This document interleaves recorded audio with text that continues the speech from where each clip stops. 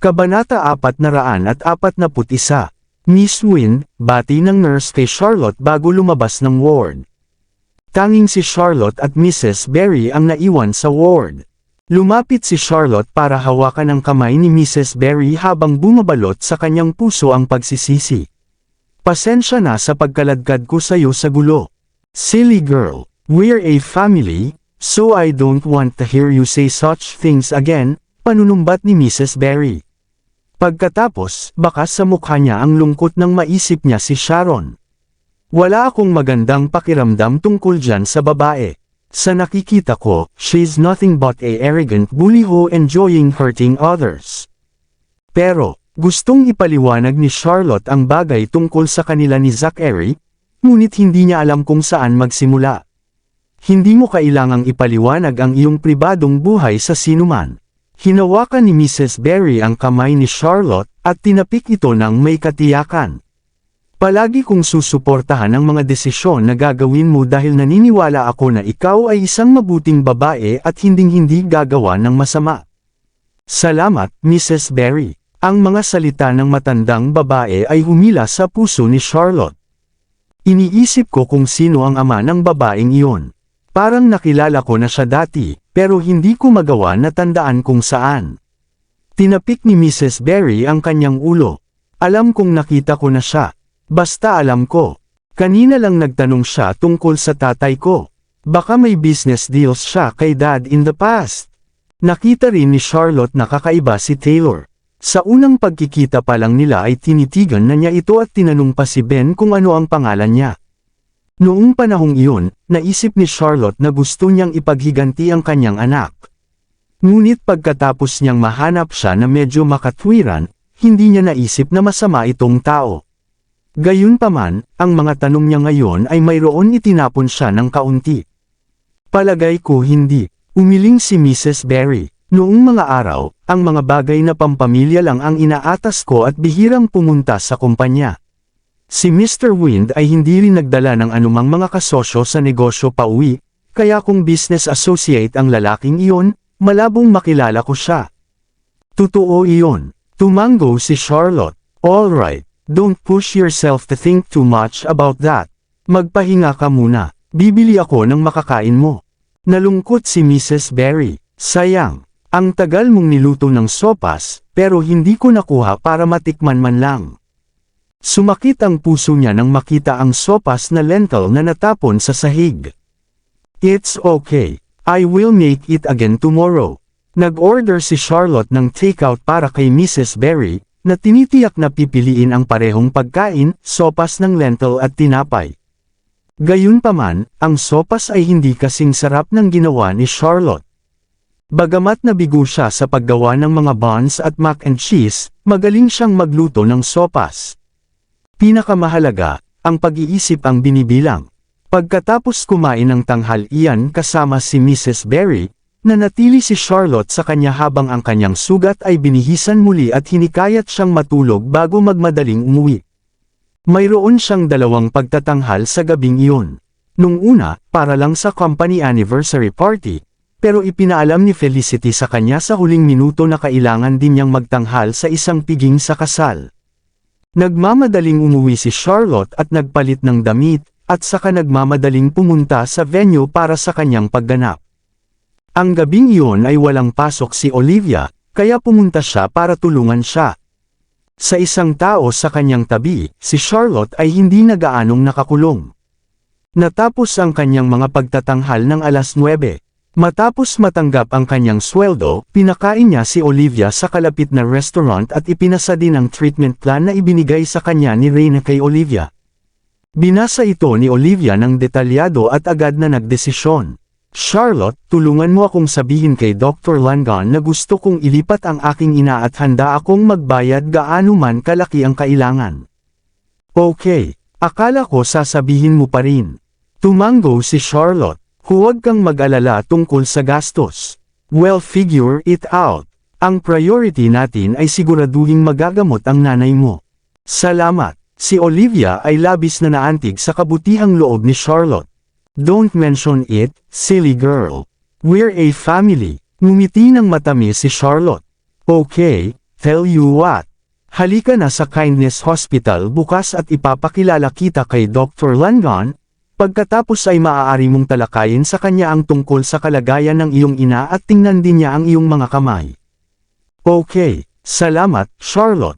Pagkatapos ng hapunan, si Charlotte ay nagmamadaling umuwi na may iniisip. Maghihintay na ba si Zachary sa ibaba sa 10:00 tulad kagabi?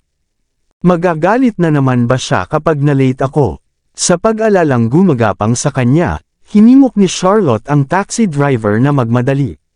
Sa wakas, huminto ang taxi sa harap ng gusali sa Happy Avenue sa 9:58. Gayunpaman, ang kay Zachary ay wala saan ang kotse. Naisip ni Charlotte na marahil ay makakarating lamang siya sa 10:00 eksakto dahil ang bawat segundo ay binibilang para sa isang negosyanteng tulad niya. Kaya naman, naghintay siya sa tabi ng kalsada ng 2 minuto, ngunit wala pa rin siyang nakikita. Nahuli sa traffic. O may isang mahalagang bagay na pinuntahan. Naghintay pa si Charlotte ng ilang minuto, ngunit nang hindi pa rin siya dumarating, ang ulo niya ay nakayuko sa pagkabigo. She speculated na malamang galit siya dahil hindi niya sinagot ang tawag niya kanina at nagpa siya na huwag darating. O baka naman abala siya sa pagpapatahimik kay Sharon at sa kanyang ama pagkatapos ng nangyari sa ward. Kahit ano, pumunta man o hindi mahalaga sa akin. Sa totoo lang, mas gugustuhin kung hindi na siya babalik. Huminga ng malalim si Charlotte at nagmarcha papasok sa residential estate, habang binibigyan ng sarili ng isang mental pep talk. Itigil mo na ang pag-iisip sa bastard na yan. Okay ka nang wala siya, Charlotte. Kaya niya kung ano man ang gusto niya. Habang malalim ang iniisip niya, bumukas ang pinto ng elevator para makita ang isang pamilyar na figure na nakatayo sa loob. Nakanganga si Charlotte sa kanya, iniisip na naiisip niya ito.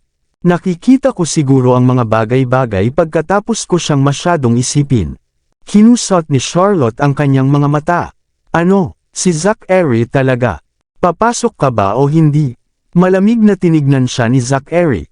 Anong ginagawa mo dito? Pumasok si Charlotte sa elevator.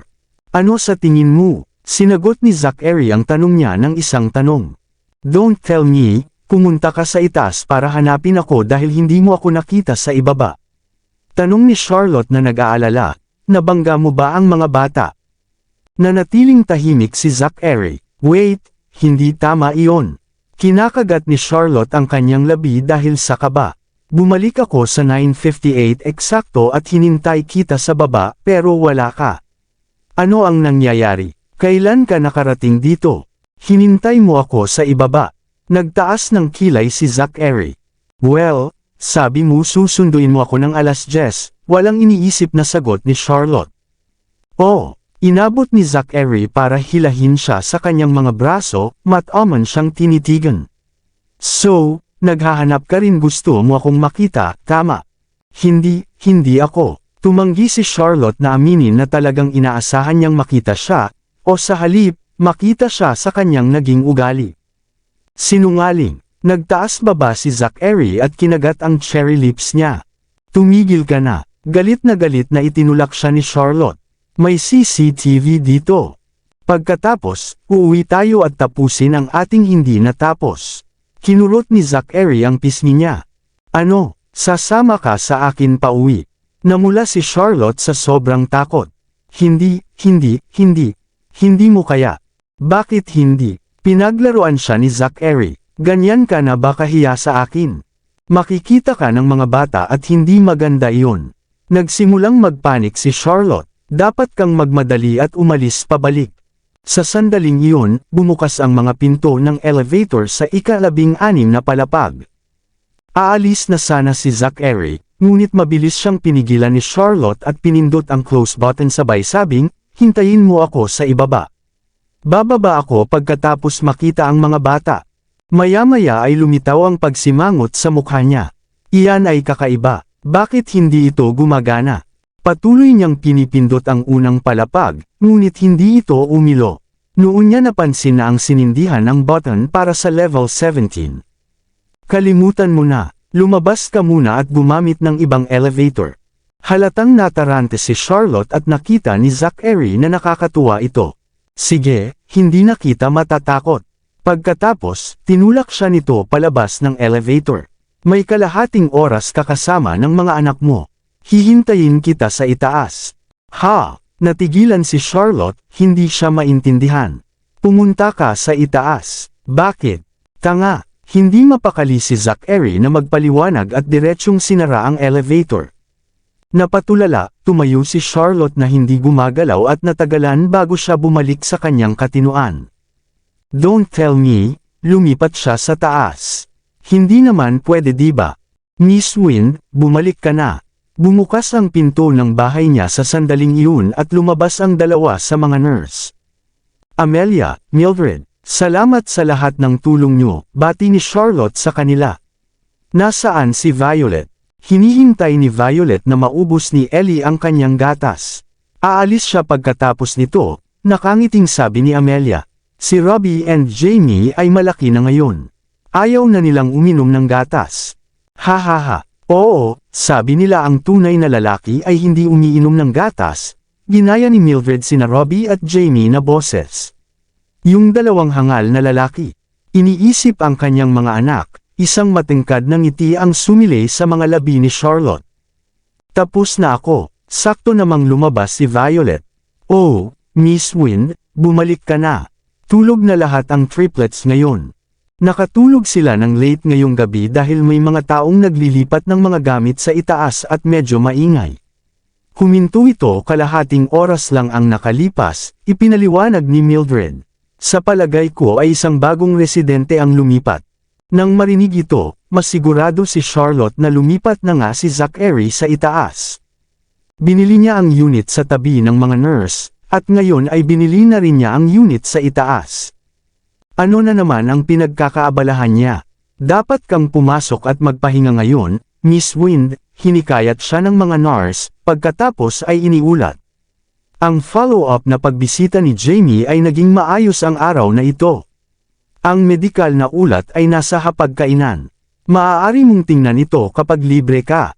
Sige, salamat sa pagsusumikap niyo ngayon, ngumiti ng malapad si Charlotte. Magluluto ako ng almusal para sa mga bata bukas, para makatulog na kayong tatlo. Don't worry, I'll prepare a perfect breakfast tomorrow. No more mistakes. Nag-init ang mukha ni Charlotte sa kahihiyan. Ha ha ha, oo naman, matutuwa ang mga bata. Good night, Miss Wind.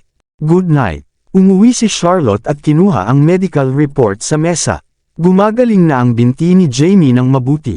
Iminungkahi ng doktor na magpagaling siya sa loob ng 2 buwan at pumunta para sa kanyang check-up sa oras bawat 1 buwan. May ilang takeaway food din sa mesa na may note na sinulat ni Robbie. Mommy, dinala namin ito pabalik para sa iyong hapunan. Huwag kalimutang painitin ito bago kainin. Naantig si Charlotte sa kilos ng kanilang mga anak. Kahit saan sila magpunta, hinding-hindi nila malilimutan upang ibalik ang pagkain para sa kanya. Maingat niyang itinulak ang pinto ng kwarto ni Ellie at sumilip upang makitang yakap-yakap niya ang kanyang pinalamanan na alpaka, at tulog na. Nagtaas baba ang kanyang mabilog na tiyan kasabay ng kanyang paghinga. Mukha siyang isang prinsesa sa ilalim ng pandekorasyon na kulay rosas na belo, tahimik at mahusay na kumilos. Tahimik na isinara ni Charlotte ang pinto at pumunta sa susunod na kwarto para makita na sina Robbie at Jamie na mahimbing na ang tulog. Hawak-hawak pa rin ni Jamie ang isang Rubik's Cube sa kanyang kamay, habang si Robbie naman may hawak na libro. Nakalimutan pa nilang patayin ang mga ilaw. Gumapang si Charlotte sa silid upang patayin ang mga ilaw, pagkatapos ay tinakpan ito ng kanilang mga kumot bago pumunta palabas. Inilipat niya ang pagkain sa mesa sa kusina at nagpalit ng isang set ng komportableng casual wear. Isinuot niya ang kanyang tsinelas, at muli siyang lumabas ng bahay. Matapos masiguradong na-lock niya ang pinto, sumakay siya sa elevator sa itaas. Oo naman, at nakita niya si Zachary sa pijama at may hawak na baso ng red wine habang nakasandal sa pinto na naghihintay sa kanya. Talagang lumipat ka dito. Nahirapan pa ring paniwalaan ni Charlotte. Kailangan mo bang magtanong? Tinulak ni Zachary dito sa loob. Laking gulat ni Charlotte nang makita niya ang mga kagamitan sa bahay. Inilipat mo ba lahat ng furniture mo dito? Malinaw naman. Ibinaba ni Zachary ang sarili sa sofa, itinukod ang mga paa sa coffee table. Hindi ako makabili ng anumang magandang kasangkapan sa ganoong maikling paunawa. Kahit na gawin ko, magkakaroon ng isyu sa formaldehyde, kaya lumipat ako ng mga muebles mula sa aking lugar. Oh my God! Umikot si Charlotte habang pinagmamasdan ang paligid. Mukhang eksakto ang pareho, maging ang mga florera, ashtray, mga painting. Tanga, bagamat bahagyang naiinis si Zachary sa nakakalokong mukha nito, hindi niya napigilan ang sarili na tumingin sa malayo. Ang unit na ito ay mas maliit lamang ng kaunti sa 2,000 talampakan kwadrado, kaya hindi nito kayang tanggapin ang lahat ng mga gamit ko. Ilan lang ang inilipat ko. Bakit bigla mong gustong lumipat dito? Curious na tanong ni Charlotte. Dahil sa iyo, itinigil ni Zachary ang mga salita sa dulo ng kanyang dila at mabilis na nagtama. Nakakainis ka kasi. Maaga mo akong ginising at ginugulo ang tulog ko. Akala ko baka ako rin lumipat na lang dito para medyo makatulog ako. Napansin ni Charlotte ang paraan ng pagkukunwari niya at hindi niya maiwasang mapangiti. So, gusto mong maging mas malapit sa akin at nakikita ako araw-araw. Iyon ba? Huwag mong purihin ang iyong sarili. Baka sa mukha ni Zachary ang masamang tingin. Oh, aalis na ako. Lumingon si Charlotte sa pinto, nagkunwaring aalis. Huwag kang maglakas loob. Hinawakan ni Zachary ang kamay niya at hinila siya sa yakap niya. Dahil sa momentum, nahulog si Charlotte sa kanyang kandungan, na inilapit ang kanilang mga mukha sa isa't isa. Siya ay kitang-kita pa niya ang refleksyon niya sa mga mata niya. Hinawakan ni Zachary ang pisngi niya gamit ang isang kamay at marahang pinunasan ang labi gamit ang hinlalaki nito. Bakit ganyan ang mukha mo na namamaga? Noon lang naalala ni Charlotte na sinampal siya ni Sharon kanina. Namumuo ang galit sa kanyang dibdib at bamulong siya, wala ito salamat sa iyo. Ha! Kumunot ang noo ni Zachary. Sinaktan ka ni Sharon. Hinampas ko siya sa likod. Buong pagmamalaking nagtaas baba si Charlotte. Nakikita ko na sa wakas ay lumaki ka na ng isang pares. Umangat ang sulok ng labi ni Zachary. Iyon ba ay isang papuri? Sumili ang pagkagulat sa mga mata ni Charlotte. Oo naman. Hinawakan ni Zachary ang kanyang baba at nagpahayag ng seryosong tono, hindi pushover ang babae ko. Kung may sumakit sa'yo, saktan mo rin. Namayani ang katahimikan. Sa pag-aakalang mali ang narinig niya noong una, natigilan si Charlotte ng ilang segundo bago pag napasnap out nito. Pero siya ang fiancé mo. Ang aking lolo ay isang kusang tao, ngunit hindi siya nagsasalita para sa akin, sagot ni Zachary. Ayaw mong pakasalan si Sharon. Pansamantalang tanong ni Charlotte, kung gayon, bakit ka pumayag? I didn't, panimula ni Zachary, ngunit nagpatuloy sa isang tanong. Hindi mo ba gusto na mabilis akong ikasal para mapaalis mo ako ng mas maaga? Hindi, nagsimulang magpanik si Charlotte. Ako lang. Ano lang? Napabuntong hininga si Zachary, at hinihintay ang sagot niya. Kung gusto mo talagang magpakasal sa iba, mapipigilan ba kita? Nagsalita si Charlotte mula sa kanyang puso, wala akong mababago, kaya ano pa ang masasabi ko? So, ayaw mo ba akong magpakasal sa iba? Ang mga mata ni Zachary ay kumikinang sa kakaibang liwanag. Gusto mo ako, hindi ba? Kinagat ni Charlotte ang pang-ibabang labi at nag-isip saglit bago seryosong sumagot, kapag hindi ka marahas, oo, pero hindi kapag nagalit ka. Si Zachary ay naging inarticulate at unti-unting nagsalubong ang kanyang mga kilay. What the hell? Sa madaling salita, minsan gusto kita at minsan ay hindi. Hinawakan ni Charlotte ang kanyang mukha sa kanyang mga kamay at sinamantala ang pagkakataong magmakaawa. Kung mangangako ka na hindi ka na magwawala muli, nangangako akong magugustuhan ko palagi ikaw. Depende yan kung kumilos ka o hindi. Umabot ang kamay ni Zachary sa kanyang palda at dahan-daang dumulas pataas habang ang sexing labi nito ay dumidikit sa kanyang tainga. Gusto mo na ba ako ngayon? Hindi ko. Naputol ang sasabihin ni Charlotte nang tinataka ni Zachary ang kanyang mga labi ng isang magaspang na halik. Habang siya ay nakakulong sa kanyang mga bisig, siya ay walang pagtatanggol sa kanyang mga kalokohan. Binuka niya ang kanyang mga binti at inilagay siya sa kanyang kondongan nang sa gayon ay nakastraddling siya sa kanya, pagkatapos ay ginabayan siya sa isang bagong pakikipagsapalaran. Isa na namang ligaw at madamdamin na gabi. Gayunpaman, ang gabing ito ay medyo naiiba sa kanilang dalawa, na inihayag ang kanilang mga kaluluwa sa isa't isa, na nagiging pisikal at emosyonal. Sa buong gabi, ang dalawa sa kanila ay nasiyahan sa kasiyahan ng pag-ibig, na naging mas malapit kaysa dati. Habang nakayakap sila sa isa't isa sa madaling araw, hinaplos ni Zachary ang malasutlang buhok ni Charlotte at marahan hinalikan siya sa noo. Napaka-cute mo kapag masunurin ka. Ikaw din. Nakapulupot si Charlotte sa kanyang mga bisig, hinihimas ang kanyang pisngi sa kanyang leeg. Napakabait mo kapag hindi ka galit. Kabanata 445. Kung sasabihin kong gusto kitang pakasalan biglang tanong ni Zachary, sasabihin mo bang oo? Gayunpaman, hindi narinig ni Charlotte ang kanyang tanong dahil nakatulog na siya. Bumaba ang tingin ni Zachary para pag-aralan ang kanyang mukha at hindi maitatanggi na maganda siya kahit sa kanyang pagtulog. Hisigidlessly, saka yumuko para halikan ang mga mata niya. Matapos mahigpit na hilahin ang kumot sa paligid niya, hinayaan niyang tulog ang pumalit sa kanya. Tumunog ang alarma sa alas 6:30 ng umaga, nagising si Charlotte at gumulong sa kama. Hindi pa siya naghilamos ng mukha ay sinuot na niya ang damit niya at sinuot ang tsinelas niya. Bababa ako para gagawa ng almusal. Matulog ka na ulit. Dahil doon ay agad siyang nagmadali, at nalaglag ang isa niyang tsinelas sa pagmamadali. Nakatitig sa kanyang makulat na galaw, ang bibig ni Zachary ay nakakurbo sa isang nakakaakit na ngiti.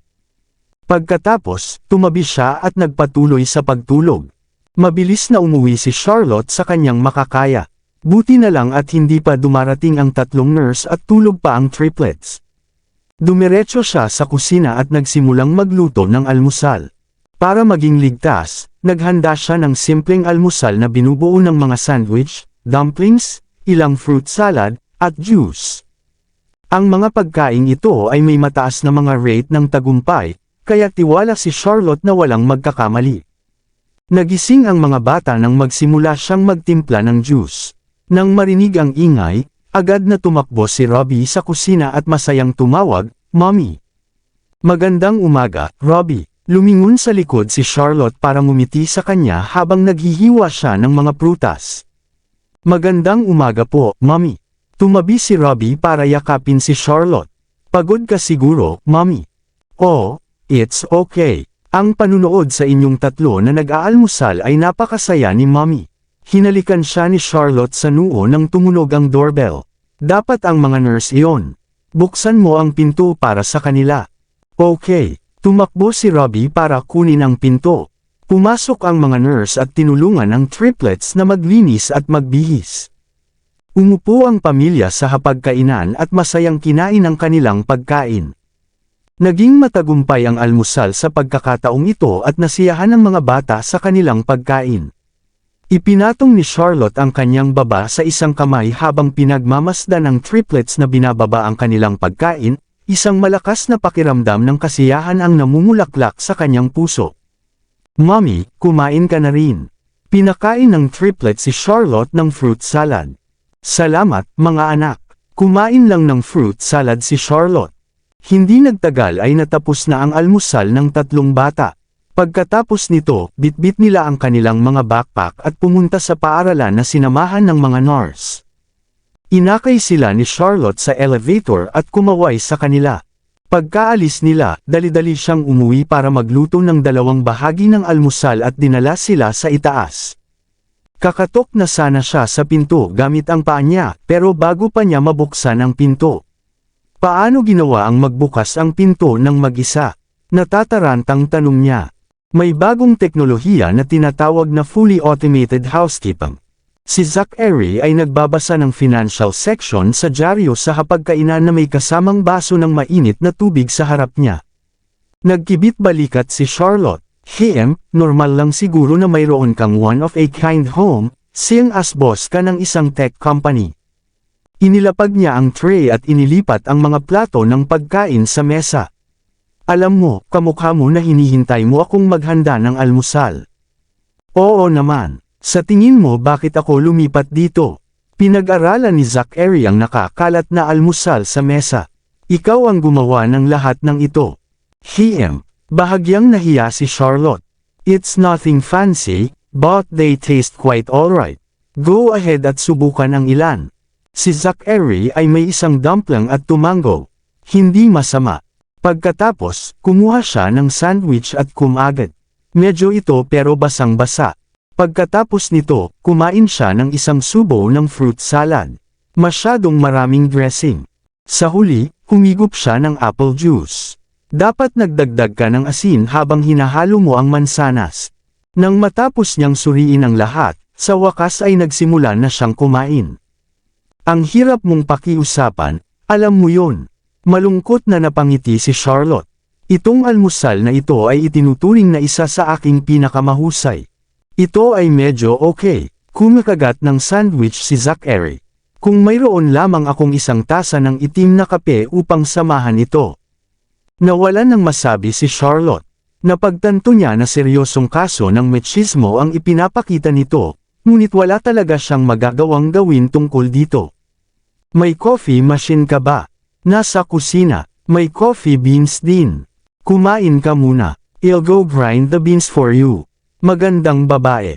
Bumalik si Charlotte na may hawak na tasa ng kape. Natapos na ni Zachary ang kanyang almusal noon at humigop ng kape, tumango bilang pagsang-ayon. Hindi masama. Sa wakas, isang papuri. Nakahinga ng maluwag si Charlotte. So, parang may nagain ako sa pagtatrabaho sa Divine Corporation.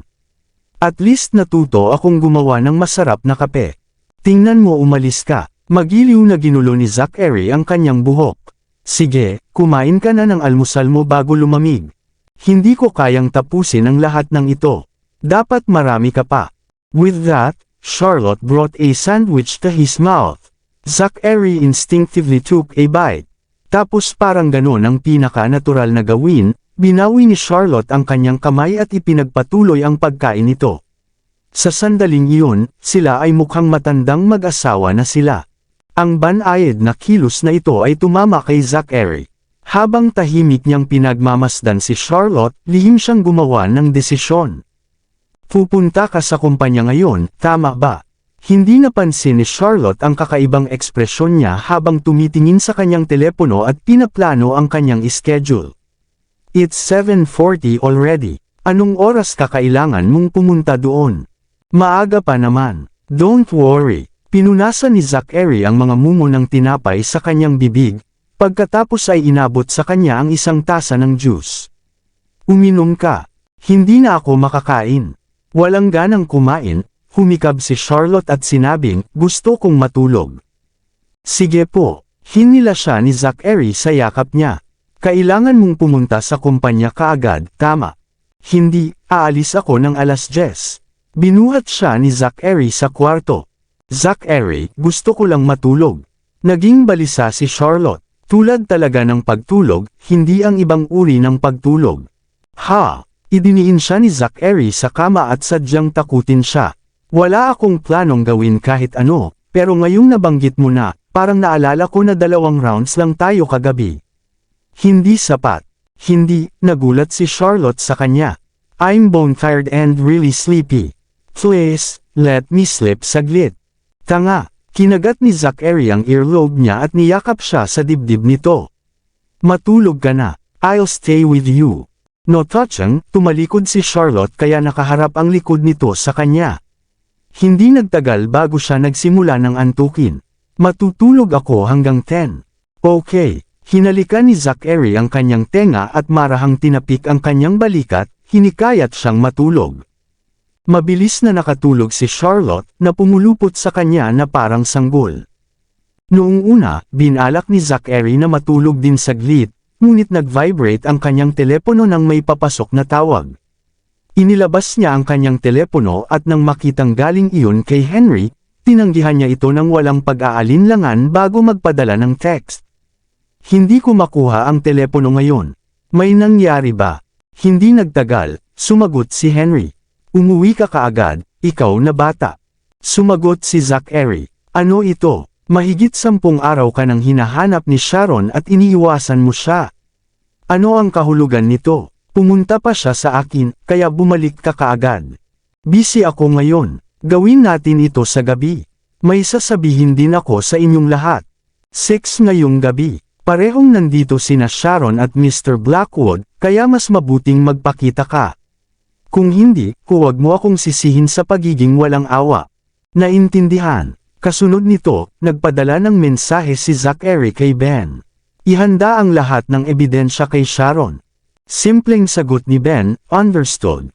Natarante siya nang makatanggap ng text message mula kay Zachary. Hindi kailanman nagustuhan ni Mr. Noct ang pagte-text. Bakit ba bigla-bigla na lang siyang nagte-text sa akin ng mga order niya? Kahit nalilito, ginawa niya ang sinabi sa kanya. Matapos gawin ang mga kinakailangang pag-aayos, pinatay ni Zachary ang kanyang telepono at itinago ito.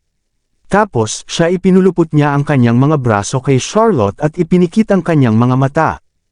Umuulan sa labas, kaya malamig ang panahon at bagay na bagay para sa pagtulog. Malambot na hawakan ng babae sa kanyang mga bisig. Kaakibat ng kanyang matamis na bango, kahawig niya ang isang tahimik na lullaby habang yakap siya ng mahigpit. Ilang sandali pa ay nakatulog na si Zachary. Gaano man siya kaabala o problema, basta't nasa tabi niya ito, matutulog siya ng mapayapa. Sa wakas ay nagising si Charlotte sa pagkatulala, tumalikod at bumulusok sa mga bisig ni Zachary dahil sa ugali. Hinihimas-himas niya ang baluktot ng kanyang leeg, natuwa siya sa pabango na sa kanya lamang, lalo na ang init ng pakiramdam niya sa loob. Hoy! Kagigising lang din ni Zachary. Hinaplos niya ang buhok nito at hinalikan ang ulo nito. Gutom. Medyo. Kinuha ni Charlotte ang kanyang telepono sa ilalim ng kanyang unan. O Diyos, 12:00 na. Oo. Kinuha ni Zachary ang phone niya. Oras na para sa tanghalian. Magluluto ako ng tanghalian natin ngayon. Nagmamadaling bumangon si Charlotte sa kama. Huwag mong problemahin ang sarili mo. Ako na ang bahala. Hinila siya ni Zachary pabalik. Magyakapan pa tayo ng konti. Okay lang ba talaga na hindi ka pumunta sa kumpanya? Hindi mapalagay si Charlotte. Noong nasa Divine Corporation pa siya, bihira siyang pumasok sa trabaho ng ganitong oras maliban kung ang oras na nagpunta siya para sa mga paglalakbay sa negosyo. Ako ang boss. Ang aking salita ay ang batas. Binuksan ni Zachary ang kanyang telepono at nag-dial ng numero. Ayusin mo ang tanghalian at ihatid ito dito sa isang mabilis. Matapos tapusin ang tawag ay muli niyang niyakap si Charlotte at pilyong kinagat ang umbok ng tainga nito. Gusto kitang kainin. Stop messing around, umatras si Charlotte sa kanya, iniiwasan ang kanyang mga labi. Dapat bumangon na ako, meron akong gagawin mamaya. Anong bagay? Hinawakan ni Zachary ang kanyang baba, sabay halik sa kanyang noo at pisngi. Ako, halos madulas si Charlotte, at napigilan ang sarili sa huling segundo. Nakakilala ako ng isang malapit na kaibigan para sa tsaa mamaya. May iba pa ba? Sinimulang kagatin ni Zachary ang leeg niya. Hindi, siya lang mahinang umungol si Charlotte. Stop it. Kailangan ko talagang bumangon ngayon, and it's ang hirap maghugas ng buhok. Mabuti, walang ganang pinakawalan siya ni Zachary. Shower here. Tutulungan kitang magpatuyo ng buhok. Okay. Pumunta si Charlotte sa banyo ng master bedroom at nagulat siya nang makitang siya ang lahat na inihanda ang mga gamit sa banyo. Mayroong kahit isang set ng pajama para sa kanya. Pupunta ako sa kabilang banyo. Hintayin mo ako dito pagkatapos mo. Ang boses ni Zachary ay nanggaling sa labas. Okay, sagot ni Charlotte, nakatingin sa toothbrush sa pink ceramic cup sa tabi ng asul na ceramic cup ni Zachary na may hawak na sariling toothbrush.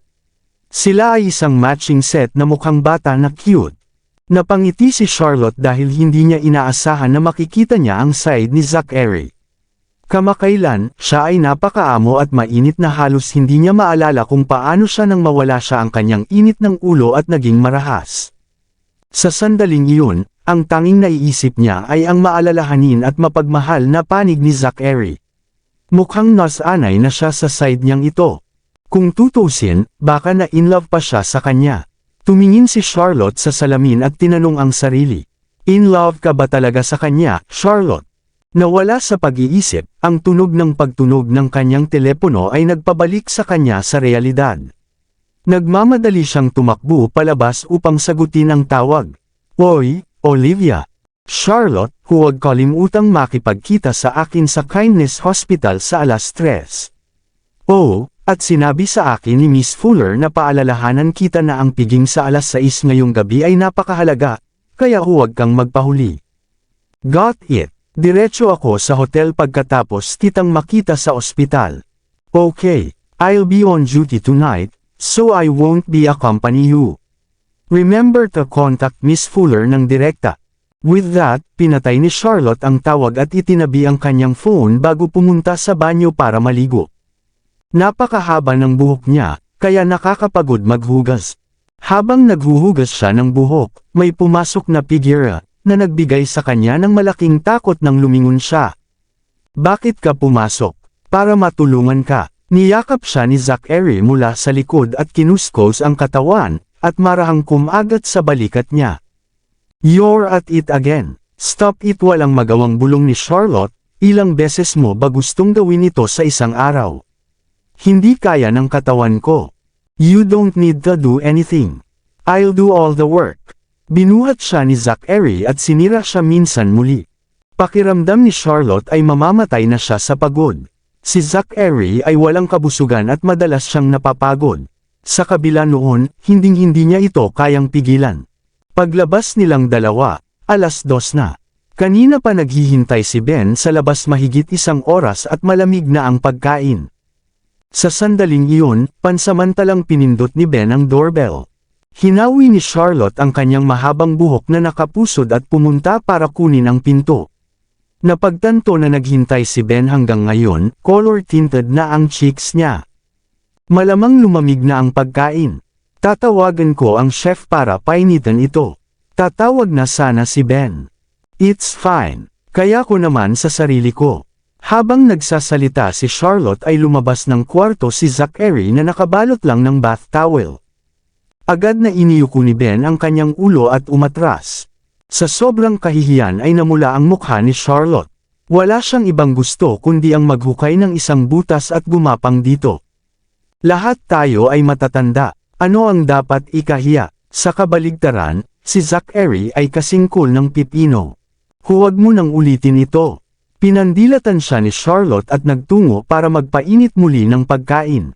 Uminom si Zachary ng 1 tasa ng black coffee at pumunta sa kwarto para magbihis.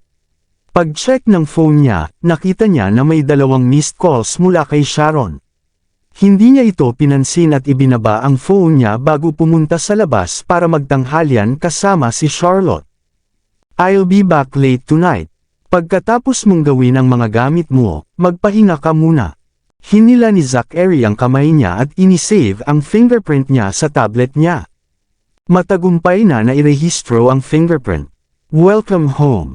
Isang automated na boses ang tumunog mula sa tablet. Ito ay iyong access sa fingerprint. Ibinaba ni Zachary ang tablet. Mula ngayon, ikaw na ang babae ng bahay na ito. Lady of the house, bulong ni Charlotte habang binabalot siya ng init. Hinaplos ni Zachary ang kanyang mukha at magiliw na sinabi, hintayin mo ako ngayong gabi. Okay, ngumiti ng malambing si Charlotte sa kanya, na puno ng kaligayahan. Kailangan kong umalis ngayon. Ibinaba ni Zachary ang mga gamit niya at tumayo para isuot ang coat niya. Enjoy your lunch and matulog ka na pagkatapos mo. Tapos na rin ako. Bababa ako at magpapalit. Pagkatapos ay lalabas ka agad pagkatapos. With that, inayos ni Charlotte ang kanyang coat para sa kanya at pinalabas siya.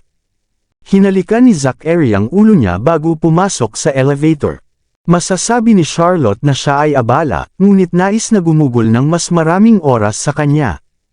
Pagkatapos niyang maglinis ng mesa, umuwi siya para magpalit at pumunta sa Kindness Hospital. Nauna nang dumating si Olivia kaysa sa takdang oras nila.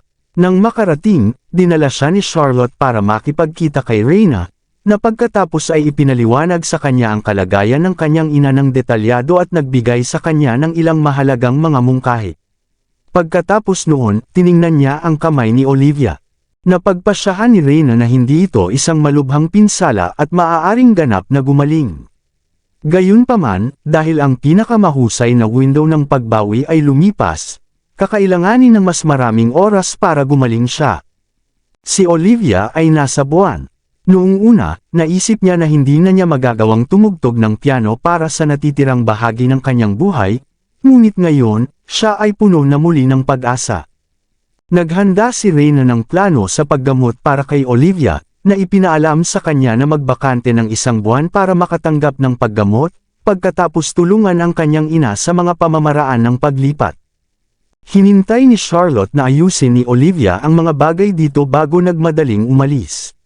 Paulit-ulit na sinabi ni Felicity sa kanya na ang piging sa gabing iyon ay napakahalaga at ang bayad sa pagganap ay 20,000. Kaya naman, pinaalalahanan niya si Charlotte na pumunta doon sa oras. Nang makarating si Charlotte sa hotel ay nag-aayos na si Felicity para sa handaan, at nang makita siya, sinugod siya ng huli na magbihis dahil kailangan niyang magtanghal sa 6:00 ng eksakto. Ang pagganap ay tatagal ng halos 3 oras, kaya kailangan niyang maging ganap na handa. Pumunta si Charlotte sa dressing room at sinuot ang inihanda nilang kasuotan para sa kanya, saka siya kinuha na mag-makeup at opisyal na lumabas sa entablado. Dahil sa maraming mahahalagang tao ang naimbitahan, ang piging ay malamang na pinangunahan ng isang mayamang pamilya. Ang mga bisitang dumating ay mayaman man o napakalakas. Nakakita pa si Charlotte ng ilang pamilyar na mga mukha sa gitna ng karamihan, na nakakuha ng kanyang pag-iisip. Maaaring ang host ay isang taong kilala ko. Right then, ang nasabing host ay pumasok na. Suot ang kulay magenta na gown at ang prinsesa na hairstyle, unti-unting nanlaki ang mga mata ni Charlotte habang napagtanto niya na ang napakagandang host ay walang iba kundi si Helena Brown. Maraming salamat sa lahat ng sumusubaybay. Please subscribe and follow my YouTube and Facebook channel, Filipino Novel. Maraming salamat po. Bahagyang hindi mapalagay si Charlotte. Sa ngayon, nagpapasalamat siya sa mga part-time na trabahong inaalok sa kanya ni Felicity. Kaya naman, hindi siya nagtanong tungkol sa mga detalye. Matagal na panahon na rin simula noong nakita ni Charlotte si Helena. Sa totoo lang, walang masyadong salungatan sa pagitan nila, ngunit may sama ng loob sa kanya si Helena. At siya ay naging lubhang nagalit kay Charlotte dahil kay Hector. Kaya, hindi sinasadya ni Charlotte na makipag-ugnayan sa kanya. Hindi niya alam na hindi siya makakatakas pala dito. Sa kabutihang palad, nagkaroon ng foresight si Charlotte na magsuot ng mask sa panahon ng kanyang pagtatanghal, upang maiwasan ang hindi kanais-nais na gulo. Ang tanging inaasahan niya ay hindi siya makikilala ni Helena.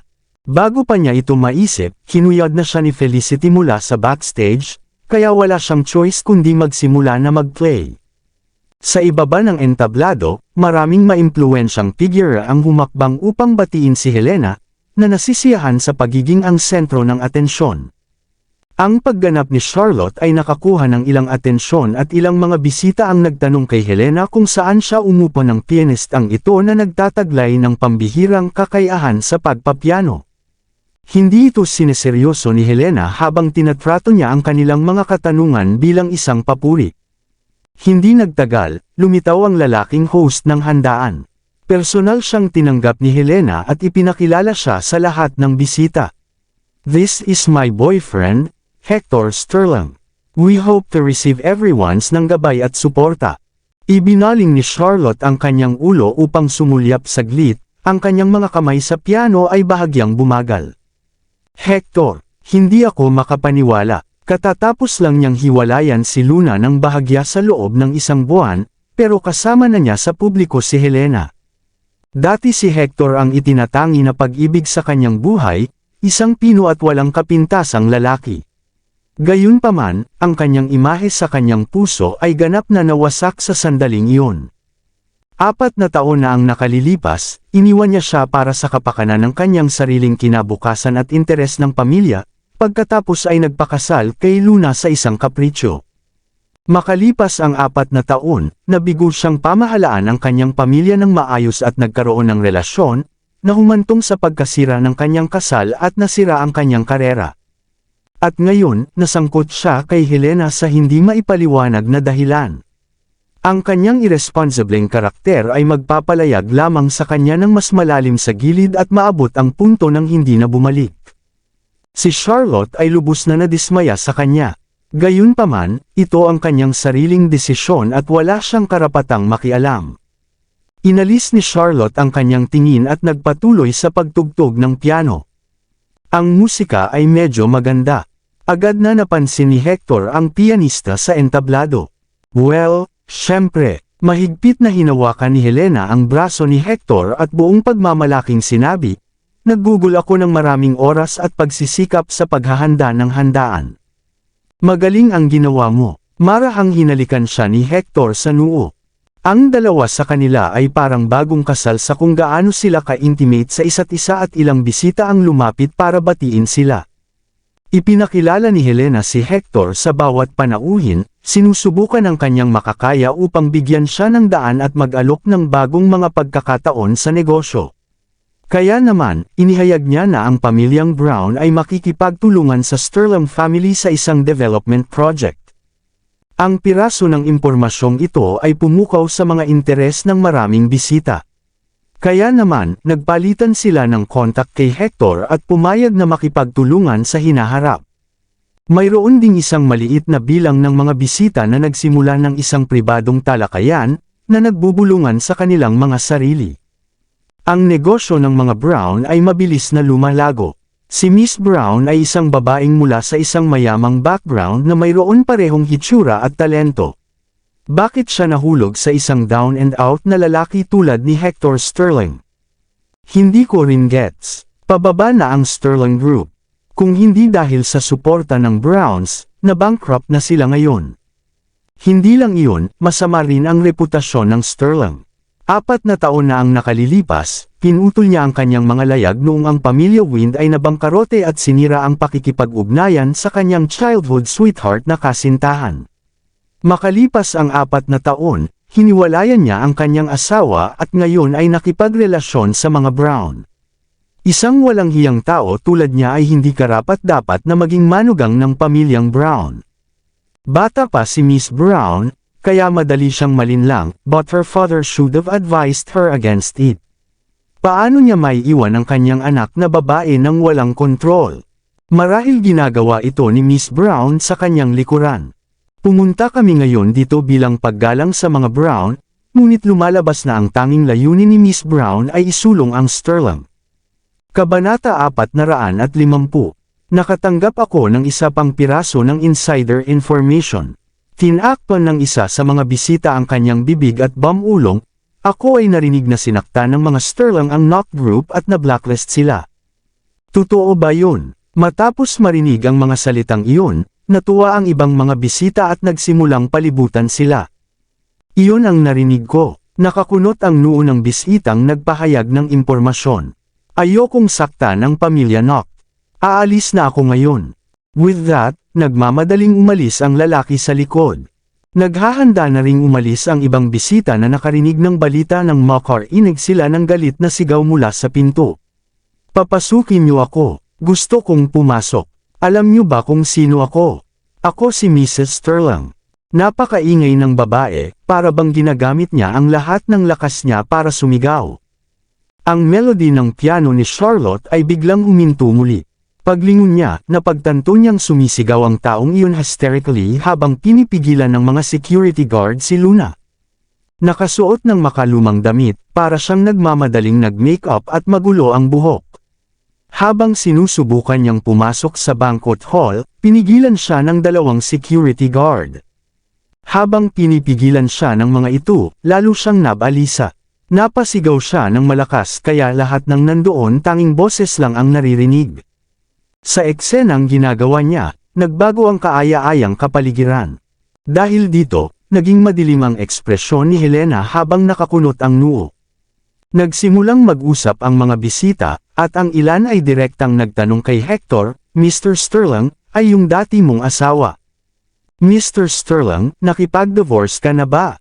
May ibang nagtanong. Lahat ng mga tanong na ito ay nagpagulo kay Hector.